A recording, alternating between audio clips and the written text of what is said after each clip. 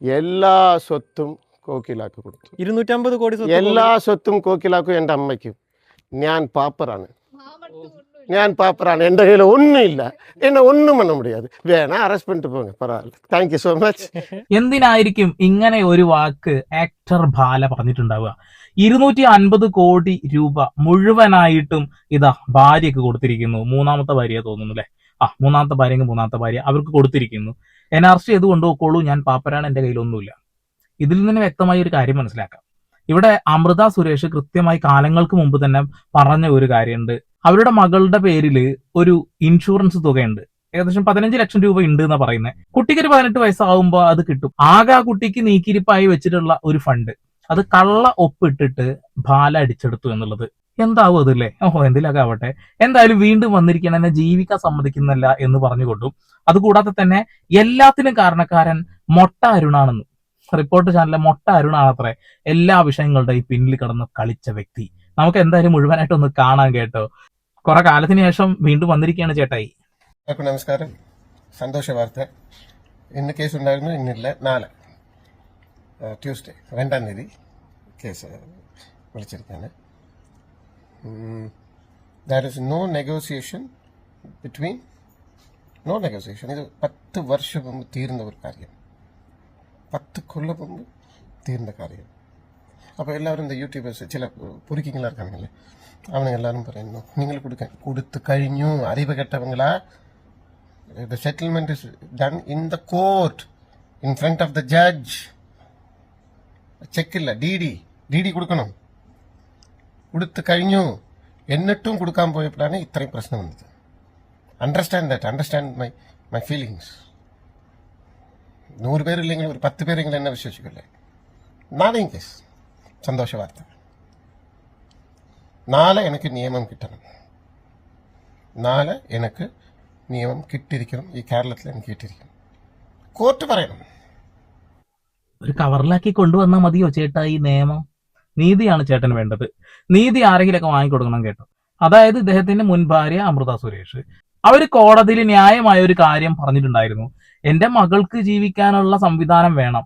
അവരുടെ അച്ഛനായ ആക്ടർ ബാല അവർക്ക് ആവശ്യമായിട്ടുള്ള, കുട്ടിക്ക് ആവശ്യമായിട്ടുള്ളതെങ്കിലും കൊടുക്കണമെന്ന്. ആദ്യം അവർക്ക് അതിന്റെ ആവശ്യം ഉണ്ടായിരുന്നില്ല, വേണ്ട എന്ന് തന്നെ പറഞ്ഞിരുന്നത്. പക്ഷെ പിന്നീട് അവർ പറയുന്നുണ്ട് തീർച്ചയായിട്ടും കിട്ടേണ്ടത് തന്നെയാണല്ലോ. ആ കുഞ്ഞിന് പിന്നെ ആരോ നോക്കാനുള്ളത്? അവര് വളരെ കഷ്ടപ്പെട്ടാണ് കുട്ടിയെ നോക്കുന്നത് അല്ലെ? അപ്പൊ ആക്ടർ ബാല മറ്റൊരു കല്യാണം കഴിച്ചിട്ട് അങ്ങനെ അടിച്ചു പൊളിച്ച് നടക്കുകയാണ്. ആ കുട്ടിക്ക് അർഹതപ്പെട്ട തുക അത് കൊടുക്കുക തന്നെ വേണം. ഇദ്ദേഹം പറയുന്നത് എന്താ വെച്ചാൽ അത് ഞാൻ കൊടുത്തു കഴിഞ്ഞു എന്നുള്ളതാണ്. അങ്ങനെ കൊടുത്തു കഴിഞ്ഞെങ്കിൽ കോടതിയിൽ എല്ലാ സെറ്റിൽമെന്റും കഴിഞ്ഞിട്ടുണ്ടെങ്കിൽ ഓക്കെ, പരിപാടി കഴിഞ്ഞിട്ടാ എന്നാ പറയുന്നുണ്ട്. പക്ഷെ അതല്ല പറയുന്നത്. വീണ്ടും ഇന്ന് വേറൊരു വീഡിയോ ആയിട്ട് വന്നിട്ടുണ്ട്. വല്ലാത്തൊരു മനുഷ്യൻ തന്നെ കേട്ടോ നിങ്ങൾ മകളെ എത്രത്തോളം സ്നേഹിക്കുന്നുണ്ട് എനിക്ക് വ്യക്തമായി മനസ്സിലായതാണ്. ആ കുട്ടി തന്നെ രംഗത്ത് വന്നിട്ട് പറഞ്ഞിട്ടുണ്ട് ഒരു മിഠായി പോലും വാങ്ങി തരാറില്ല എന്നുള്ളത്. ഒരുപാട് ആളുകളെ നിങ്ങൾ എന്നെ സഹായിച്ചു കൊണ്ടിരിക്കുന്നുണ്ടല്ലോ, ആ കുട്ടിക്ക് ഒരു മിഠായിയെങ്കിലും നിങ്ങൾ വാങ്ങിക്കൊടുക്കണമായിരുന്നു. അത്രയും നല്ല മനുഷ്യനാണ് നിങ്ങൾ. എന്തായാലും പറ ബാക്കി. இதுக்கு முன்பு ஒண்ணுமே வேண்டான்னு പറഞ്ഞ ആളുകൾ, ഒന്നുമേ വേണ്ടാന്ന് മീഡിയ മുമ്പ് അഭിനയിച്ച് കരഞ്ഞ്,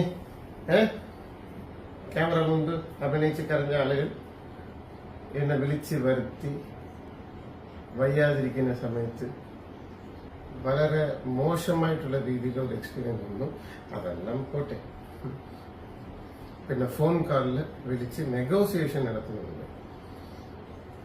കേരളത്തിലുള്ള എല്ലാവരുടെ ഒരു ചോദ്യം ചോദിക്കാണ്, ഞാൻ എത്ര പേർക്ക് എന്തൊക്കെ ചെയ്തിട്ടുണ്ട്? എനിക്കറിഞ്ഞോടാ എന്ത് ചെയ്യണമെന്ന്. എനിക്കറിഞ്ഞോടാ, ഞാൻ അത്രയും ചെയ്തിട്ടുണ്ട്. ജനങ്ങളെ സഹായിച്ചിട്ടുണ്ട് എന്ന് വെച്ചിട്ട് ആ ജനങ്ങളെ സഹായിക്കുന്ന സമയത്ത് എന്തായാലും കുറെ പൈസ ചെലവാക്കിയല്ലേ? ആ കുഞ്ഞിന് അവകാശപ്പെട്ട തുക അത് കൊടുക്ക്. അതാണ് അവർ ആവശ്യപ്പെട്ടിട്ടുള്ളത്. അത് കൊടുത്തു എന്ന് പറയുന്നുണ്ടല്ലോ. പിന്നെ എന്തുണ്ടൊക്കെയാണ് വീണ്ടും വന്നിട്ട് കൊണക്കി നിൽക്കുന്നത്? അവർക്ക് വേണ്ട എന്ന് പറഞ്ഞ പൈസ പിന്നീടും ചെന്ന് പട്ടിയെ പോലെ വാങ്ങിയെന്നാണ് പറഞ്ഞു വരുന്നത്. ഒന്ന് പോടാപ്പ, നിന്റെ കടമയാണ്, നീ നിർബന്ധമായിട്ട് കൊടുക്കേണ്ട കാര്യമാണെന്നുള്ളതാണ്. ഏതടാവേ, ആളുകളെ സഹായിച്ചതൊക്കെ ഇതിനാണ്. ആ കുട്ടി പറയുന്നുണ്ട് ഒരു മിഠായി പോലും വാങ്ങി തന്നിട്ടില്ല എന്നുള്ളത്. ആ വീട് ഞാനിവിടെ നീ ചേർക്കുന്നില്ല.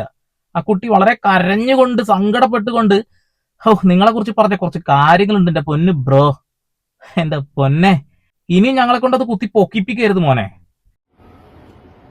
അത്രയും ഞാൻ കൊടുത്തിരിക്കேன். இப்பவும் 2 ലക്ഷം രൂപ ചതിച്ചു എന്ന് പറഞ്ഞിട്ട് കോടതിയിൽ പറയുന്നു. அந்த റിപ്പോർട്ടർ ചാനലില് ഒരു മൊട്ട മണ്ടയാണ്. മൊട്ടത്തല അവൻ പേരെന്താ? അരുണാ? മൊട്ട മണ്ടയ അരുൺ, നീ കാരണമാണ് ഇത്രയും പ്രശ്നമായില്ല എന്റെ കുടുംബത്തിൽ. എന്ത് അടിസ്ഥാനത്തിൽ എന്നെ നീ വിളിച്ചു? എന്ത് അറിയാം നിനക്ക്? അരുണെ മൊട്ട തന്നെ നീ, മണ്ടയിലും ഒന്നുമില്ല അകത്തും ഒന്നുമില്ല. എന്ത് അടിസ്ഥാനത്തിൽ വിളിച്ചു എന്നെ? 15 ലക്ഷം രൂപ ഞാൻ ചതിച്ചു എന്ന് പറഞ്ഞിട്ട് എങ്ങനെ നിങ്ങൾ ന്യൂസ് ഇടും? അപ്പടിയാ ആണോ? അത് ശരി. ഇപ്പൊ പ്രശ്നം മൊത്തം അരുണിന്റെ തലയിലായ.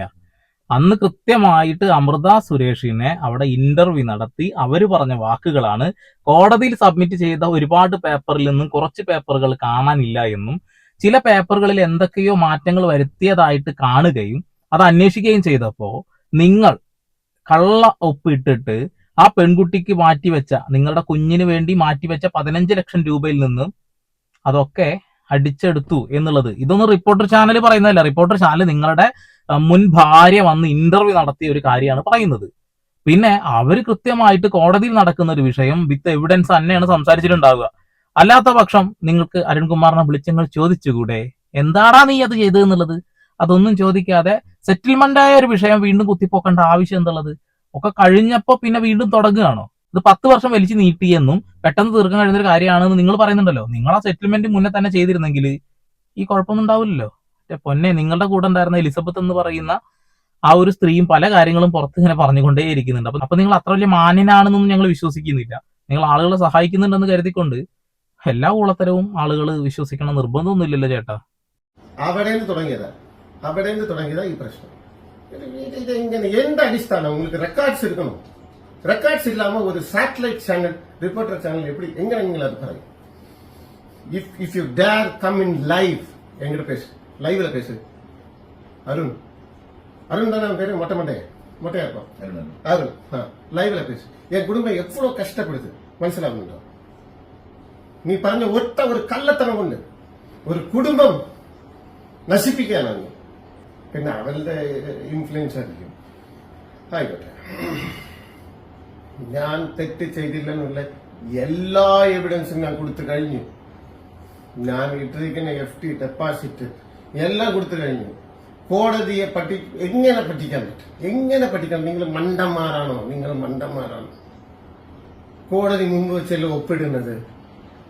അവിടെ വെച്ചിട്ടല്ലേ ചെയ്യുന്നത്? കാശ് അവിടെ വെച്ചിട്ടല്ലേ കൊടുക്കുന്നത്? DD ആയിട്ട് കൊടുക്കുന്നത്? ഒരു ബോധം വേണ്ടേ? നിങ്ങൾക്ക് റിപ്പോർട്ടേഴ്സ് ആണോ? ഒരു ബോധം, നിങ്ങൾക്ക് അറിവില്ലേ? അറിവ് വേണ്ടേ?